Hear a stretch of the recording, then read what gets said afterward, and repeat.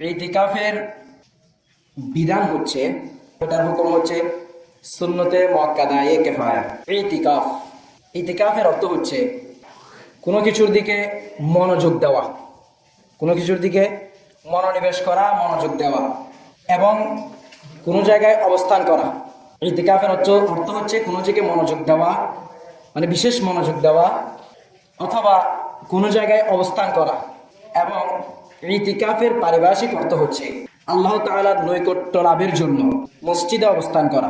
সহজে আমরা যেটা বুঝি, ইতিকাফের শর্তসমূহ, ইতিকাফ যে করবে, যারা করবে তাদের জন্য যে শর্তগুলো আছে, সে শর্তগুলো হচ্ছে সর্বপ্রথম ইতিকাফের নিয়ত করা, সর্বপ্রথম ইতিকাফের নিয়ত করা এবং রোজাদার হওয়া। সুন্নাত এবং ওয়াজিব ইতিকাফের জন্য কি করা? রোজাদার হওয়া। জামাত হয় এমন মসজিদে পুরুষরা ইতিকাফ নেওয়া, আর মহিলারা ঘরে ইতিকাফ নেবে, নির্দিষ্ট একটি নামাজের স্থানে তারা ইতিকাফ নেবে।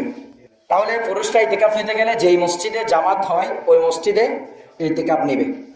এরপরে ইতিকাফের জন্য আরেকটা শর্ত হচ্ছে মুসলমান হতে হবে, মুসলমান, আকেল ও জ্ঞানবান হতে হবে, মানে সুস্থ মস্তিষ্কের হতে হবে। পাগল বা অসুস্থ মস্তিষ্ক হলে হবে না। এরপরে জানাবাত মানে অপবিত্রতা থেকে, মা বোনদের হাইয়েস ও নেফাস থেকে পবিত্র হওয়া, বা পুরুষরা অপবিত্র থেকে পবিত্র হওয়া ইতিকাফের শর্ত। মহিলারা তার ঘরে নামাজের জন্য নির্ধারিত স্থানে ইতিকাফ করা, মহিলারা ইতিকাফ অবস্থায় ঘর থেকে বের না হওয়া। পুরুষরা যেভাবে মসজিদ থেকে অকারণে বের হতে পারবে না, মহিলারাও অকারণে ঘর থেকে বের হতে পারবে না। এরপরে মহিলাদের জন্য ইতিকাফ নেওয়ার ক্ষেত্রে স্বামীর অনুমতি প্রয়োজন। আবার স্বামী যদি কোনোভাবে অনুমতি দিয়ে দেয়, পরবর্তীতে চাইলে সেই অনুমতি আবার ফিরাই নিতে পারবে না।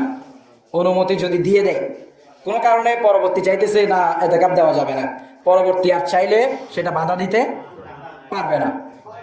ওয়াজিব ও সুন্নত ইতিকাফের জন্য রোজা শর্ত, কিন্তু ওই যেটা প্রথমে বললাম, কিন্তু নফল ইতিকাফের জন্য রোজা শর্ত নয়। এরপরে কোনো ব্যক্তি যদি পাগল হয়, কোনো ব্যক্তি পাগল হলে তার জন্য ইতিকাফ করলে সেই ইতিকাফ হবে না পাগল হলে। তাহলে 11টা ইতিকাফের শর্ত পাইলাম আমরা, 11টা ইতিকাফের প্রকার। ইতিকাফ হচ্ছে 3 প্রকার। ইতিকাফ কয় প্রকার? 3 প্রকার। একটা হচ্ছে সুন্নত। সুন্নত হচ্ছে যেটা রমজানের শেষ দশকে করা হয়, রমজানের শেষ দশকে যেটা করা হয়, 20 রমজান থেকে 20 রমজান সূর্য ডোবার আগ থেকে শাওয়ালের চাঁদ ওঠা পর্যন্ত যে ইতিকাফ করা হয় 10 দিন, এটাকে বলা হয় ইতিকাফে সুন্নতে মুআক্কাদায়ে কিফায়া। মানে এক কথায় সুন্নতে মুআক্কাদা, এটা রমজানের শেষ দশকে যেটা রাখা হয়। এরপরে নফল ইতিকাফ। নফল ইতিকাফ হচ্ছে আপনার মন চাইলো আপনি ইতিকাফ করলেন, একদিনের হতে পারে, কিছুক্ষণের হতে পারে, 2 দিনের হতে পারে, 3 দিনের হতে পারে। আপনার মন চাইলো আপনি ইতিকাফ করলেন, এটা হচ্ছে নফল ইতিকাফ। অথবা রমজানের শেষ দশকে আপনি 10 দিন ইতিকাফ করতে পারতেছেন না, আপনার মন চাইলো আপনি 3 দিন ইতিকাফ করবেন, 5 দিন ইতিকাফ করবেন, করতে পারেন, এটা হচ্ছে নফল ইতিকাফ। এরপরে ওয়াজিব ইতিকাফ। ওয়াজিব ইতিকাফ বলতে কোনো কারণে যদি কেউ ইতিকাফ মান্যত করে, কোনো কারণে কেউ ইতিকাফ মান্যত করলে সেটা হচ্ছে ওয়াজিব। সেটা কি? ওয়াজিব।